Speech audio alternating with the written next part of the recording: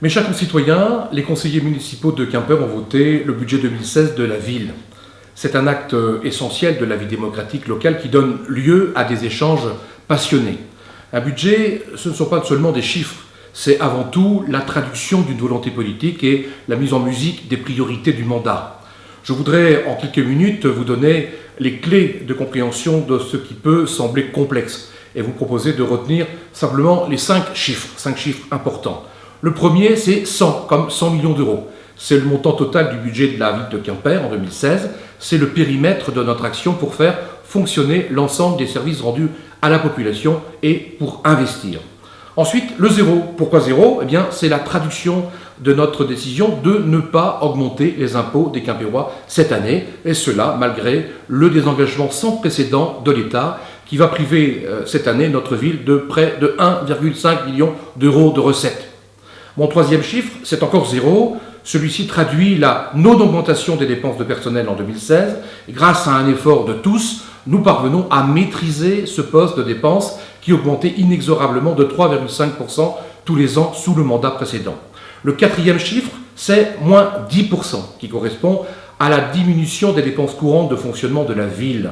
Nous avons donc pris acte du désengagement de l'État et notre responsabilité d'élu, c'est de contribuer à l'effort de désendettement en demandant des efforts à tous.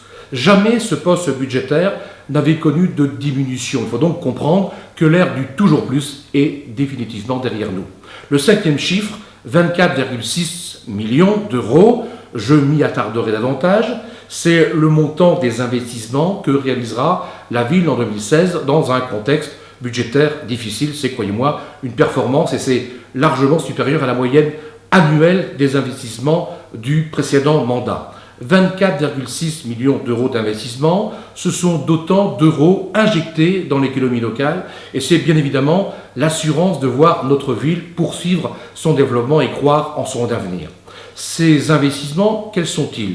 Eh bien, sans en faire une liste exhaustive qui serait fastidieuse, je citerai simplement les projets phares qui vont prendre forme au cours des prochaines années.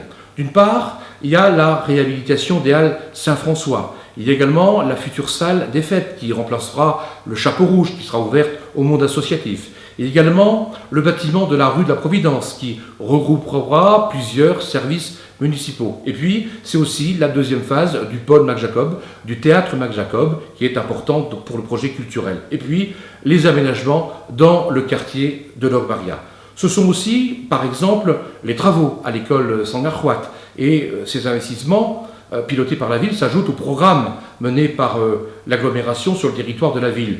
Il faut aussi les prendre en compte. Je pense au grand projet du quartier de la Gare, qui va du Pont Firmin au rond-point de l'Eau Blanche, tout au long de l'avenue de la Libération, qui va totalement reconfigurer cette porte est de Quimper.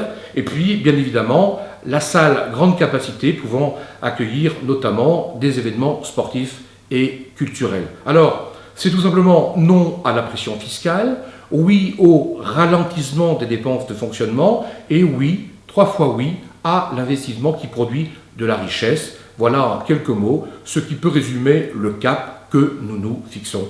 Merci de votre attention. À bientôt.